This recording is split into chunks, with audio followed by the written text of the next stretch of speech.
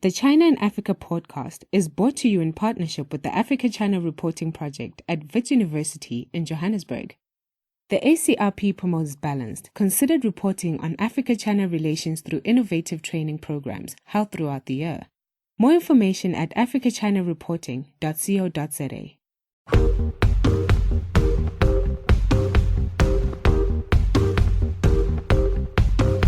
Hello and welcome to another edition of the China in Africa podcast. I'm Eric Olander, and as always, I'm joined by Cobus van Staden, a senior China-Africa researcher at the South African Institute of International Affairs in Johannesburg, South Africa. A very good afternoon to you, Cobus. Good afternoon.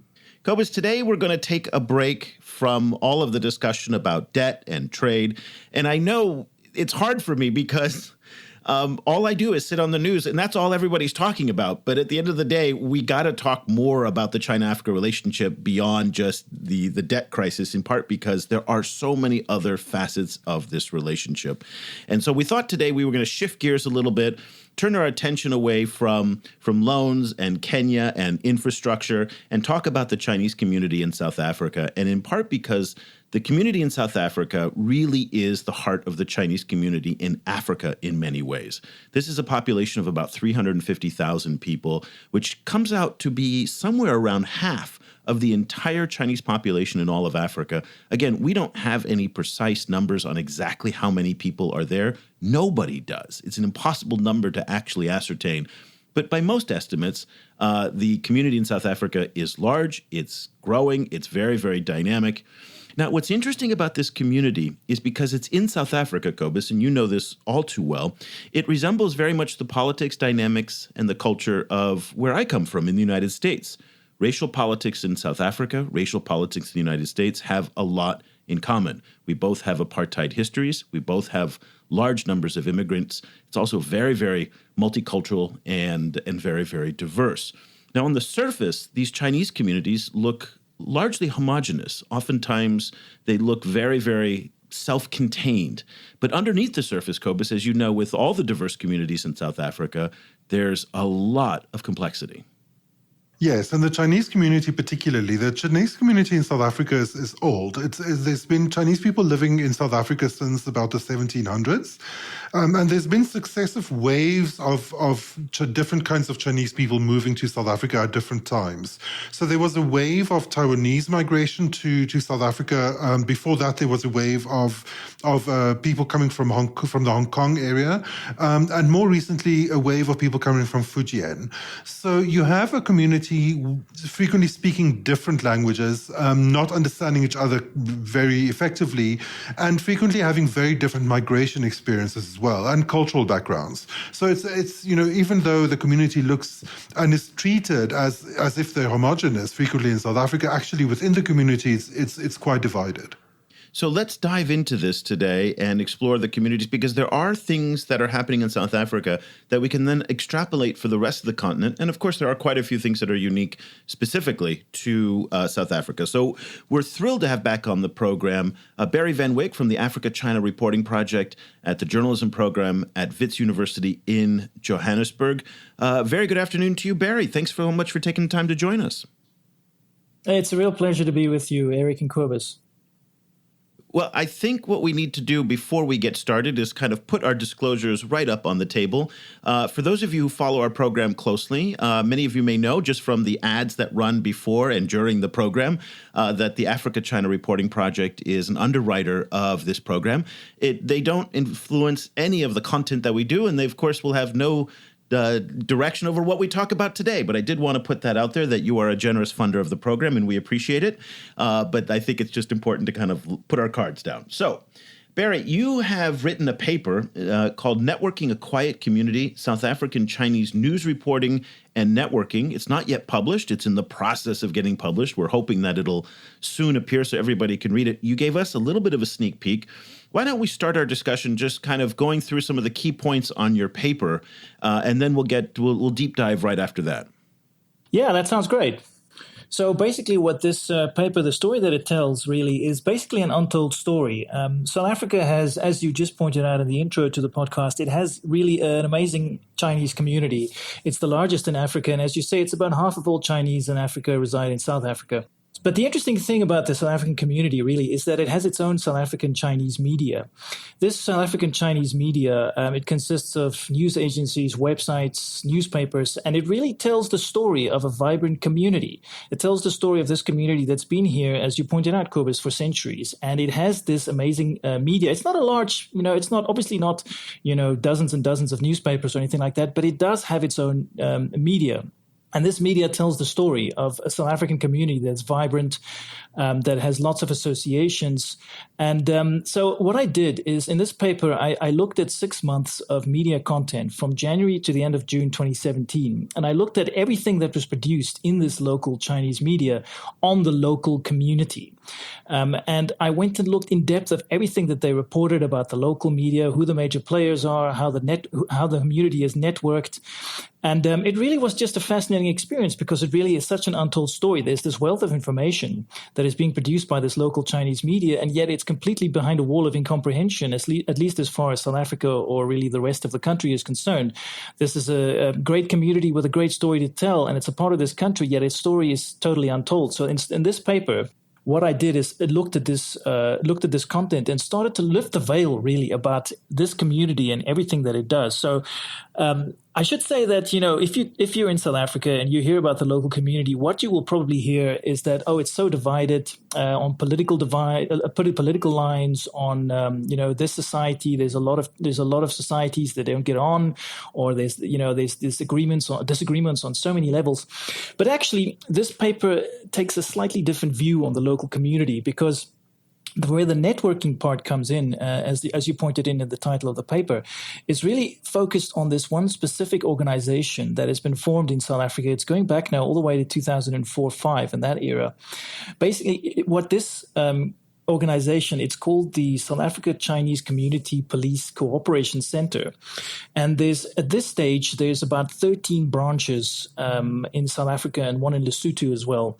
And what this community organization does really is to act as a networking tool for the local community, and also for them to it's a local organization to protect Chinese people in South Africa. Because obviously in South Africa, there's a little bit of a crime problem, there's a safety problem, and yet if you look at this community and what it's done, it's actually, despite all the divisions, it's done an amazing job of forming this organization that has all these branches around the country that is there to support Chinese people. So to put it in context, if you're a Chinese person in South Africa, at any place in the country, at any time of the day, if you have any kind of emergency or any kind of problem, you can phone these guys and they will come and they will help you. And whatever your problem is, they will actually do that. So that's actually just an amazing thing.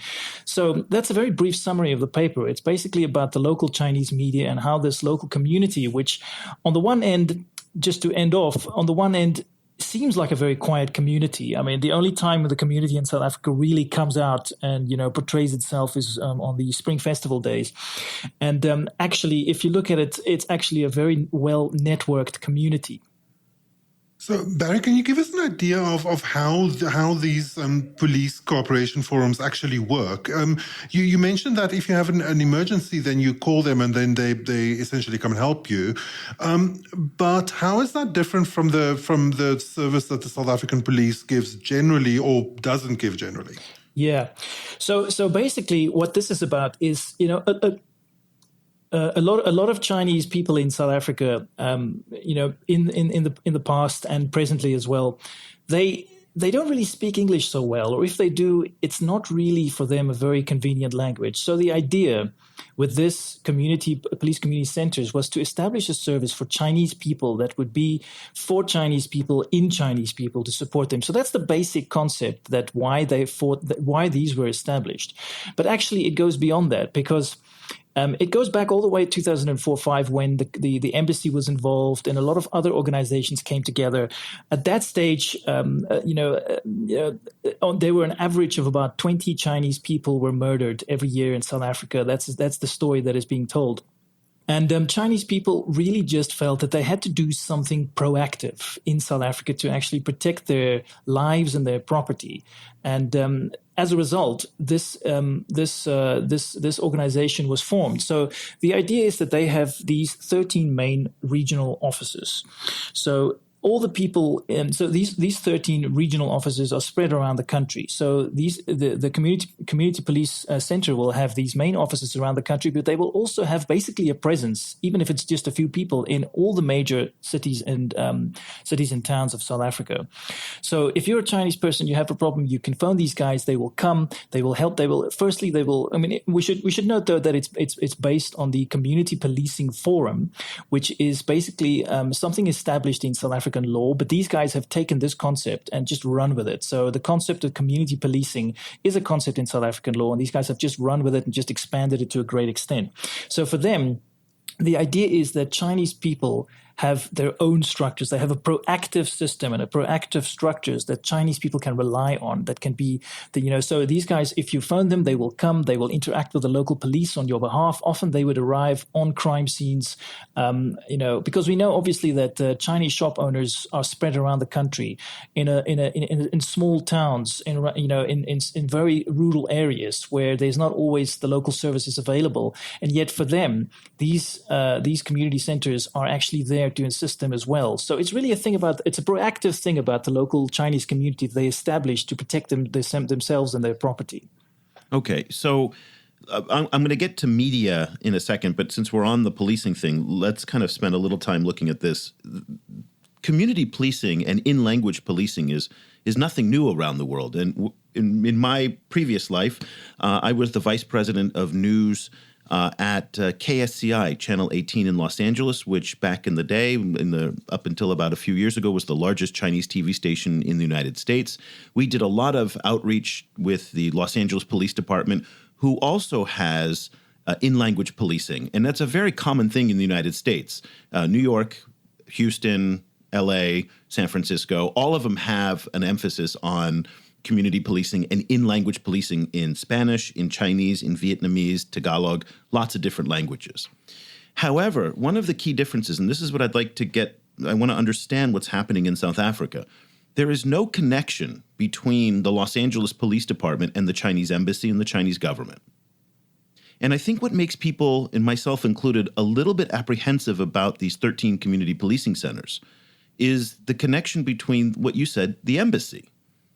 And I just don't understand, and I'd like you to elaborate on this from what you understand. Why does the South African government and South African law enforcement have to interact with the embassy when, in fact, the law enforcement that they're practicing has nothing to do with necessarily Chinese nationals, but Chinese immigrants? And the Chinese community in South Africa are not necessarily made up of Chinese nationals.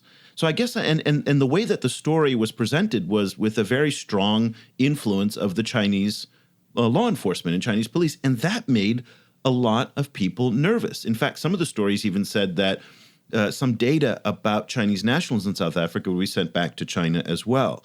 So can you talk a little bit about what the relationship is between these policing centers and China and Chinese law enforcement?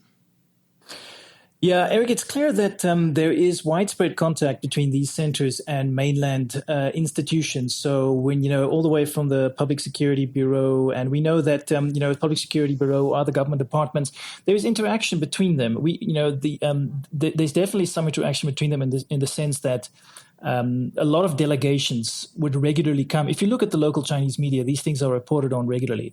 A lot of delegations would come to South Africa. They would visit the community center in Johannesburg or other centers, regional offices, and there would be contact. Or, for example, in 2017, Wu Shaokang, who was at that stage the director of the South Africa Chinese Community Police Cooperation Center, he led a delegation to mainland China where he visited several institutions in Beijing and Shanghai, the overseas Chinese Shanghai office, or to Fujian. So we do know that there is contact. We do know that the embassy plays a role in these things. So there is contact. And I think for me, as far as I could tell, there definitely is, these things take the form of there's a supportive structures that are in place here.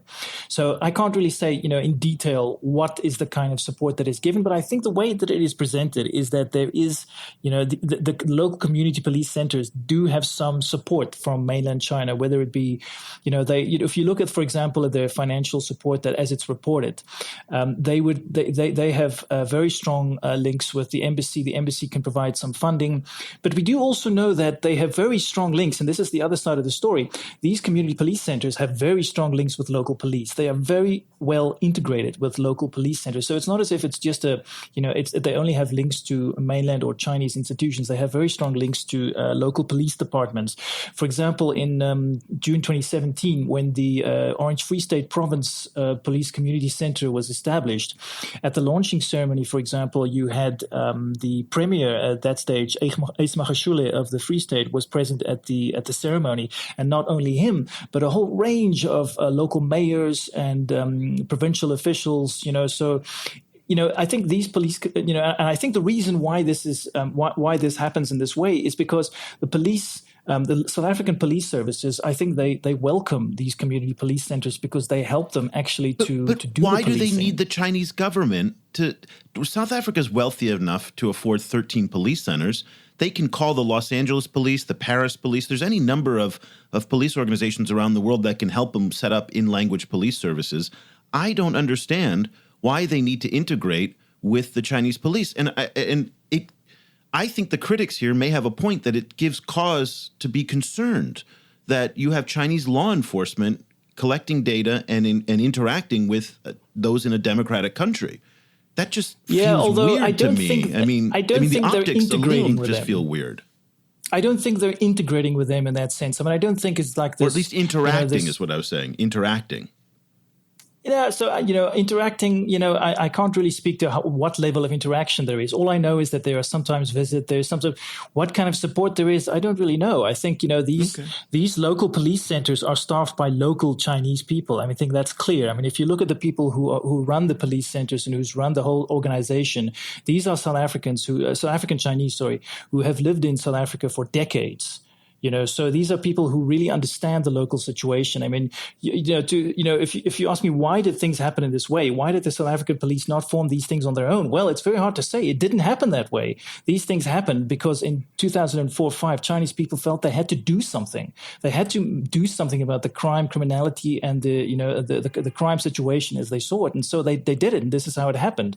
I'm not really sure that there's it's such a sinister process that they're trying to have integration or influence or these things. It's possible that it happens, but I'm not sure of it. I think the real overarching idea about these things is that it's a local organization that's strongly integrated with the local police way more than anything from mainland China. Support for this podcast comes from the Africa-China Reporting Project at Wits University School of Journalism in Johannesburg.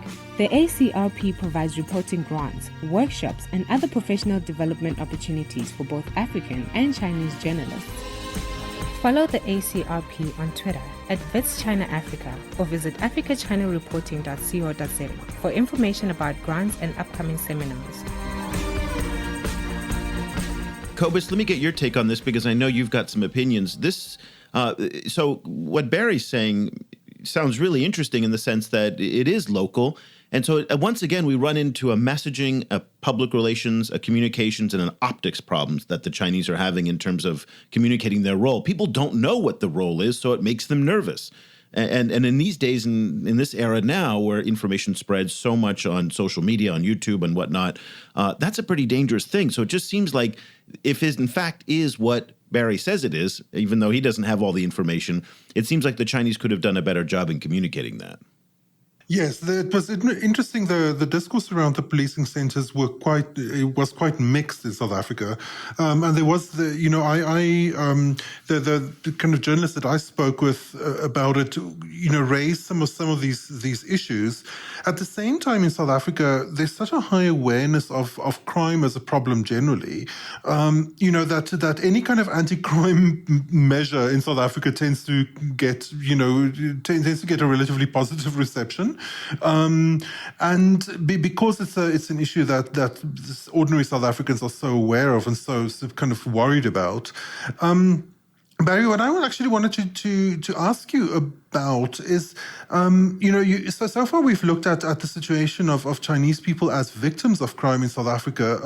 But in previous podcasts, we've also pointed out that several Chinese, criminal networks sometimes use South Africa as either a base or a way station. These include networks that smuggle illegal wildlife products like abalone, for example. Do you, are these police centers, are they involved in kind of transnational Chinese law enforcement in prosecuting criminal networks that have a 1 foot in China and 1 foot in Africa? Yeah, I think, Cobus, to answer your question, I think the short answer is yes. I can't really speak specifically to the transnational aspect of it. I think, as far as I could tell, that was discussed. Sometimes, for example, when they have these visits or delegations from mainland China, then these things would be discussed. But to the other part of your question, I mean, it's quite right. It's quite true what you point out, that Chinese people in as far as these police centers are concerned, definitely are not only the victims of crimes, but are also portrayed as, being actual perpetrators of the crimes.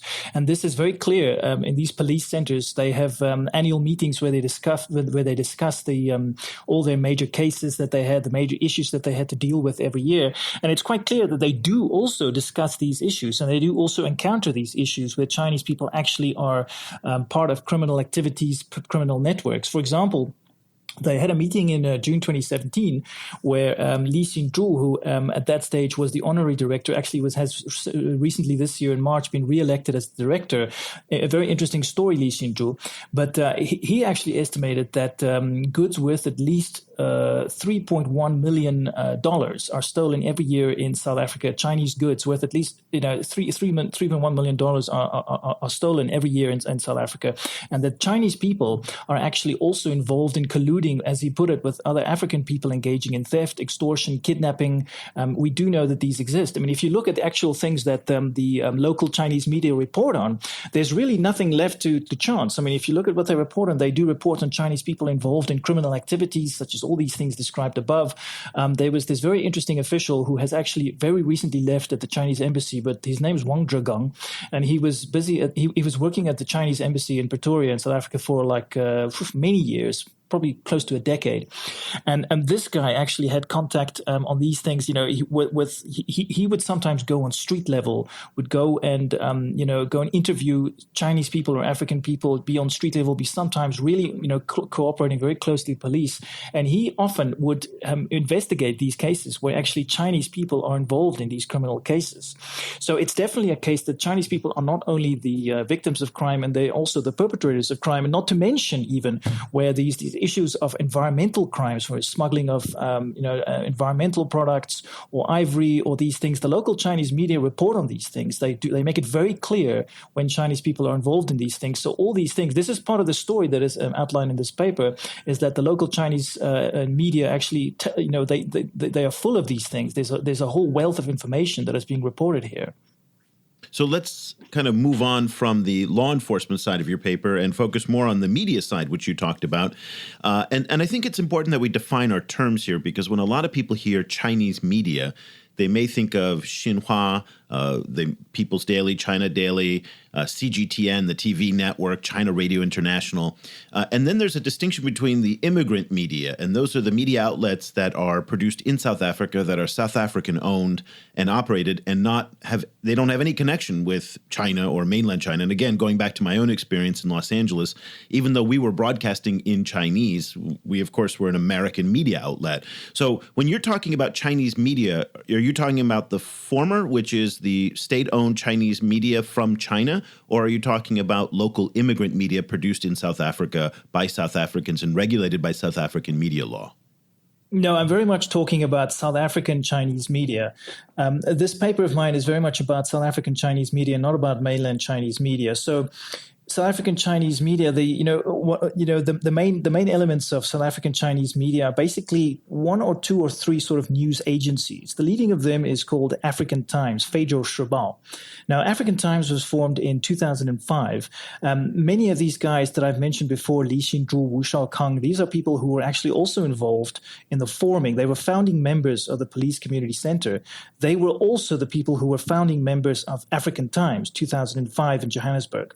Now, African Times was actually set up as a news agency for the South African Chinese community. It has an office.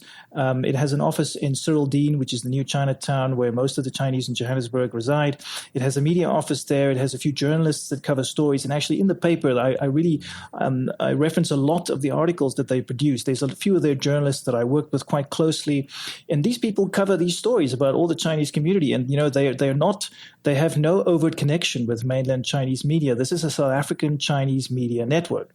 So African Times is probably the leading one, but there's a few others as well. There's Nanfei Huarenwang, South African Chinese News Network, and there's a couple of other newspapers as well that actually go back all the way to the 90s and probably even earlier. So the newspapers that you have in South African Chinese media newspapers, they have a very small print run. I don't actually know how large, how many numbers, but it's probably quite small.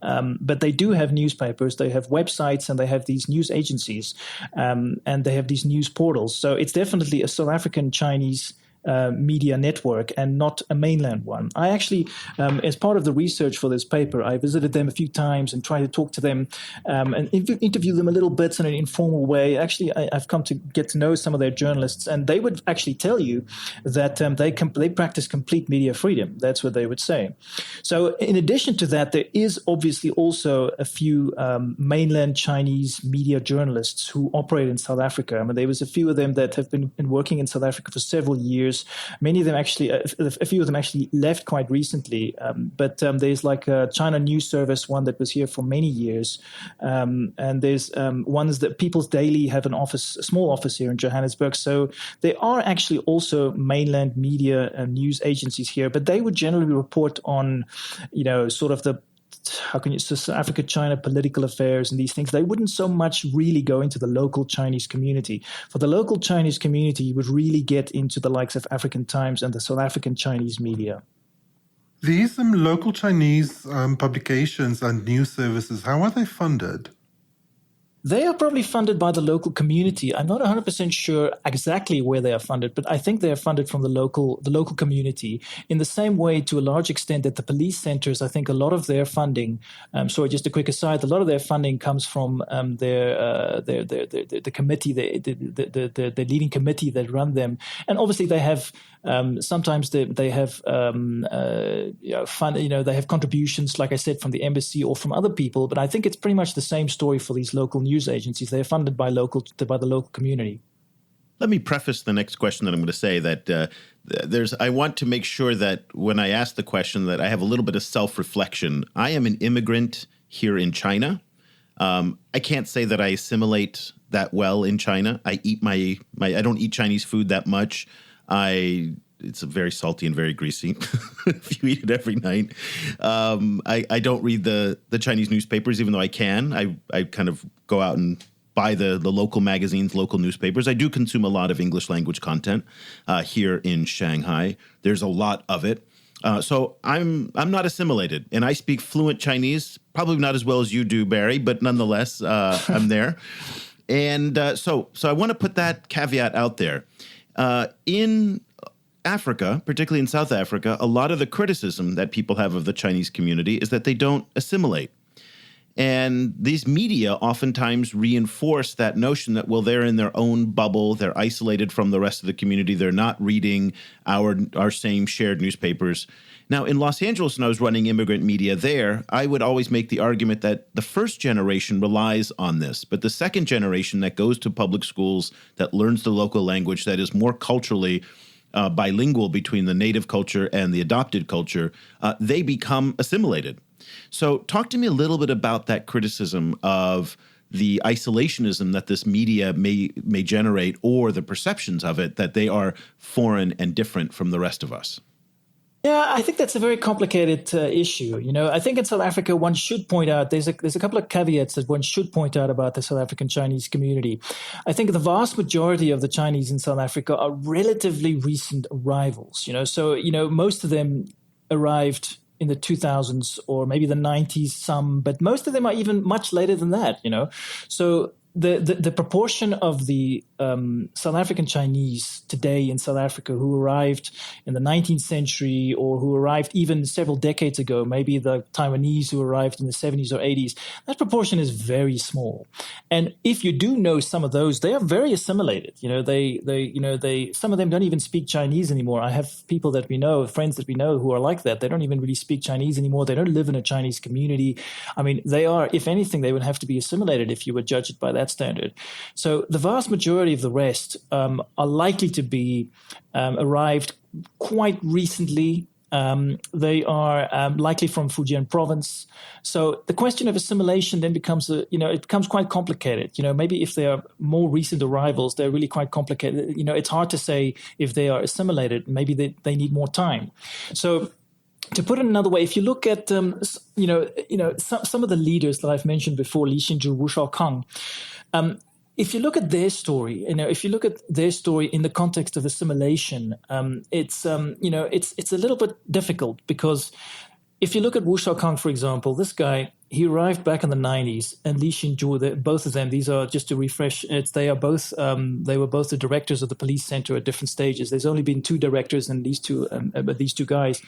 They both arrived in the 90s. They both arrived at a time when South Africa didn't even have political relations with mainland China, with the PRC. And as far as I can tell, I don't really think either of them speak Chinese or speak English or speak it really well. So for them, possibly you can say, maybe they do exist in a bubble, in some sort of a Chinese bubble here. But, it's hard to say. I think the vast majority of Chinese in South Africa are probably quite recent arrivals. So when it comes to the question of assimilation, it's a hard judgment to make. Yeah. And I mean, just to add to that, the reality of South Africa is that South Africa is such a fractured society, obviously because of historical legacies of apartheid, that even if, South Africa is a very good case study to unpack what assimilation actually means, because a lot of people whose families have been here for 200 years still in lots of very, very fundamental ways count as not assimilated at all. So South Africa is in a lot of ways a different set of different bubbles, with where people live in different forms of isolation. And so, even if Chinese immigrants don't necessarily live in a Chinese community, they might live in a largely kind of even relatively cosmopolitan middle class community that in a different way in South Africa also counts as not being assimilated. Sorry, one last point. Can I just add to that? I mean, it's really interesting. We had workshops here for foreign journalists, and often what we would do is take them to meet Walter Pon. Now, Walter Pon is one of the elders of the local Chinese community, and Walter Pon actually could tell you his story. He's lived all his life in South Africa, and Walter Pon could tell you his story of going back decades and decades of, during apartheid time and his life in South Africa, what that was like. And his whole family is in South Africa, and his family is part of the Chinese community. His nephew is Erwin Pon. Erwin Pon is actually the head of the Chinese Association of Gauteng. If you look at Erwin, he's a South African person through and through. He's a Chinese South African, but he's a South African person. So, the question of assimilation really varies. I really think it really varies on who you speak to. But like I said, the picture is a little bit complicated by the fact that the vast majority of Chinese in South Africa are relatively new arrivals. The paper is Networking, a Quiet Community, South African Chinese News Reporting and Networking. It's not out yet, but it's making its way through. As soon as it becomes available, we will, of course, share it. Hopefully it's not behind one of these annoying academic journal paywalls that no one can see. But no, if it is available... Okay, good. That's good news for us. Barry Van Wyk, he runs the Africa-China Reporting Project at Wits University in Johannesburg, one of the great projects that really is facilitating communication among not just African and Chinese journalists, but stakeholders of all sizes. And again, they help support our podcast, which we're very, very grateful to. So, Barry, thank you so much for the support, and thank you so much also for taking the time to share your paper with us. It's a great pleasure, Eric and Cobus. Thank you very much for the discussion. I think this is a really interesting topic. I really enjoyed working on it, and I think it's great to bring this whole topic out to people can understand this more. So I'm really looking forward to when this paper is going to be available. Thank you for the opportunity.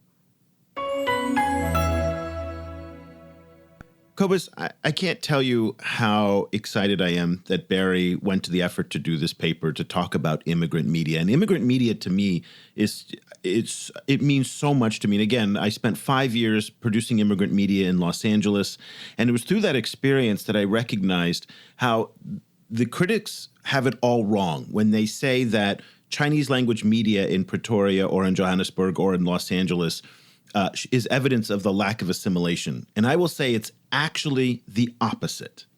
Because immigrants like me here in China or Chinese in Pretoria, by being able to watch news, read news, and engage content that's about their community, are actually more engaged with the community, not less.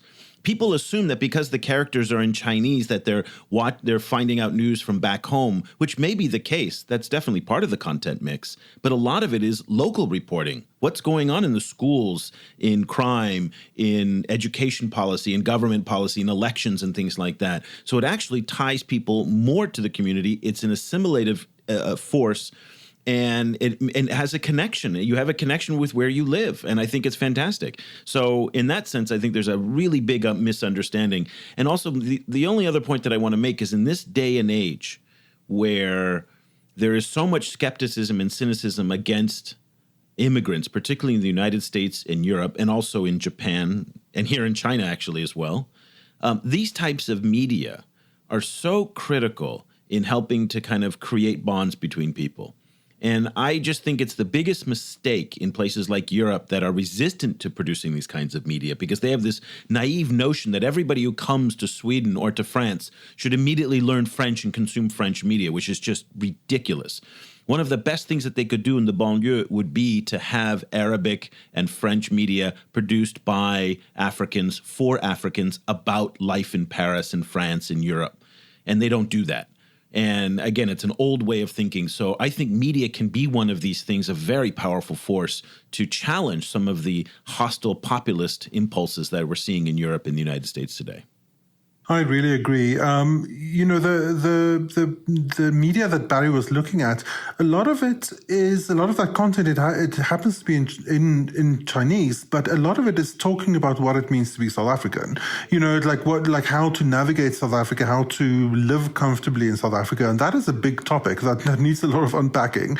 And I completely agree with you. And to a certain extent, I think South Africa is the future in a way because South Africa really doesn't have one dominant language. Almost everyone in South Africa speaks English, but almost everyone in South Africa speaks English as a second language, and they speak something else at home. And even that something else isn't one unified language. South Africa has 11 official languages. So in a lot of ways, South Africa represents a kind of a future where people have to live together and where multilingualism is a permanent part of life. And I completely agree with you. The better we get at dealing with that, the better. Yeah. And the one point that Barry didn't mention in his paper, and we didn't talk about it in our discussion, is the role of WeChat, the Chinese social network. Even though when you're outside of China, you can't use it as effectively as you can here inside of China with all the payments and all the convenience that it brings. It's a super app. Outside of China, it doesn't really feel that way. But because it's got so many people on it and it's so powerful in what it can do, even if you're outside, I imagine that in South Africa, a lot of the Chinese communities are using WeChat to distribute news and to share information. And so a lot of the information that used to be in newspapers that then migrated to the internet is now moving over to social networks like WeChat and things like that. So that would be the next research paper that I hope Barry has a chance to look into. So glad we had a chance to take a break from our discussion on Chinese debt. Again, we're going to come back to this in part because there was some great news that happened this past week with President Kenyatta from Kenya, who came here to Shanghai to participate in the China Import Expo. And he gave the keynote address where he really talked about the importance of balance of trade, and the debt issue was very much on his mind. So we will come back to that. But we want to take a break for a couple weeks just to be able to really show all of the other issues that are going on right now in China-Africa relations beyond just the economic relationship. So what do you think about that, Cobus? Take a break for a couple of weeks, or we go back to the debt? Yeah, I think yes, and no. I think let's take a debt break for a few weeks. Good, a debt break. That's what we'll call it. And it's not because we're ignoring the story. We believe the story is important, but we also don't want people to think like, oh God, not another show about the debt. Really? I mean, and then at that point, this just becomes a monotonous kind of thing. So we're going to do some cool shows. We have some shows planned about the tech scene in Nairobi coming up. We're going to talk to, hopefully, some journalists who cover Africa for international financial news publications. So we've got some really cool shows coming up about journalism and tech and other things. And then we'll, of course, come back to debt. So that'll do it for this edition of the China in Africa podcast. We'll be back again next week with another edition. For Cobus Van Staden in Johannesburg, I'm Eric Olander in Shanghai. Thank you so much for listening. The discussion continues online. Head over to facebook.com/China Africa Project to share your thoughts on today's show. The guys are also on Twitter, where you can find Cobus at Stadinsky or Eric at E. Olander. And be sure to sign up for the weekly China in Africa email newsletter by going to www.ChinaAfricaProject.com.